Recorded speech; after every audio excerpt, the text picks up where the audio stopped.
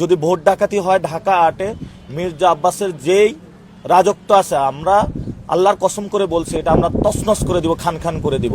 আমরা হই বা না হই বিএনপি নামক দলটাকে বাংলাদেশ থেকে ইনশাল্লাহ আমরা নিশ্চিহ্ন করে দিব। তা আমাদের ঝুঁকিপূর্ণ যে কেন্দ্র আছে দুইটা, রেলওয়ে কলোনি উচ্চ বিদ্যালয়, মির্জা আব্বাস কলেজ, সেখানে হলো ভোট ডাকাতির মহা উৎসব চলছে এবং তারা আমাদের উপরে গায়ে পড়ে মারামারি করে তারপরে হলো ঢাকা ৮-এ ভোট বানচাল করতে চাচ্ছে। এবং মির্জা আব্বাস যদি হারার ভয়ে থাকেন, আমি আপনাকে বলবো খেলায় থাকুন।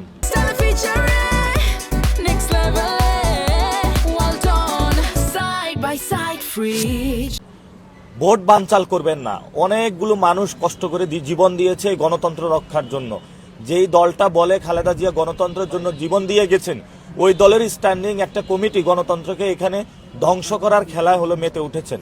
এখন আমরা বলেছি যে আমাদের উপর আঘাত করলো, আমরা পাল্টা আঘাত বেশি জায়গায় করব না, কিন্তু আমরা সেখানে পাল্টা আঘাত করেছি। আমরা বলেছি যে আমাদের যদি মারতে আসেন এবার কিন্তু মাইরও খাইবেন। যারা আমাদের উপর আঘাত করেছিল তাদের উপর আঘাত করা হয়েছে এবং আমরা এটা দেশবাসীর উদ্দেশ্যে বলবো এখন সময় প্রতিরোধের। যদি ভোট ডাকাতি হয় ঢাকা ৮-এ মির্জা আব্বাসের যেই রাজত্ব আছে, আমরা আল্লাহর কসম করে বলছি এটা আমরা তছনছ করে দিব, খান খান করে দিব। আমরা হই বা না হই বিএনপি নামক দলটাকে বাংলাদেশ থেকে ইনশাল্লাহ আমরা নিশ্চিহ্ন করে দিব। জেনজি যারা আছে, আমাদের উইমেন যারা আছে, তাদের উপরে আপনারা আঘাত করতে আসবেন না। যথেষ্ট হয়েছে, অনেক ধৈর্য ধারণ করেছি আমরা।